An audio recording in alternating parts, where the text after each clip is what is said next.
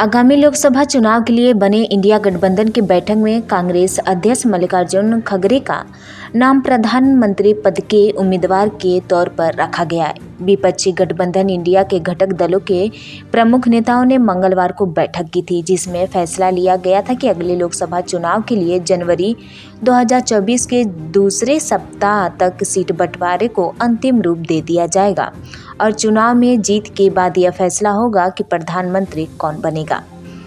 पश्चिमी बंगाल की मुख्यमंत्री ममता बनर्जी ने कांग्रेस अध्यक्ष मल्लिकार्जुन खड़गे को विपक्षी गठबंधन इंडिया का संयोजक बनाने और प्रधानमंत्री पद का उम्मीदवार घोषित करने की पैरवी की है। इसका दिल्ली के मुख्यमंत्री अरविंद केजरीवाल ने समर्थन किया है। हालांकि खड़गे ने इस प्रस्ताव को तत्काल ठुकरा दिया और कहा है कि इस पर फैसला चुनाव में जीत के बाद ही होगा।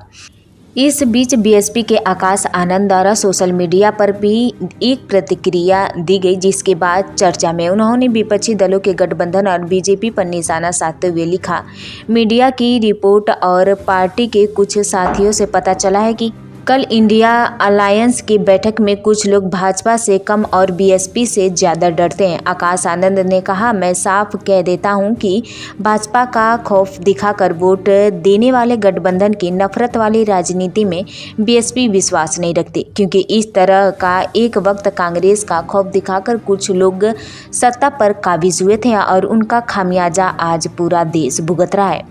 माननीय काशीराम साहेब और आदरणीय बहन जी की मेहनत से खड़े हुए बहुजन समाज के सम्मान और अधिकार की लड़ाई के सफल नतीजे बड़े पैमाने पर दिख रहे हैं।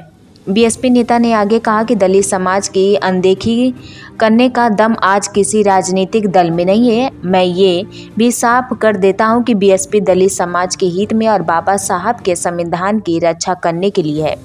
देश के लोकतंत्र के दो दलों की जागीर नहीं बनने देगी। उनकी इस प्रतिक्रिया के बाद सवाल उठ रहे हैं कि क्या पार्टी खड़गे के नाम पर पीएम पद के लिए समर्थन करेगी। हालांकि अभी तक इस मुद्दे पर बीएसपी की ओर से कोई प्रतिक्रिया नहीं आई है।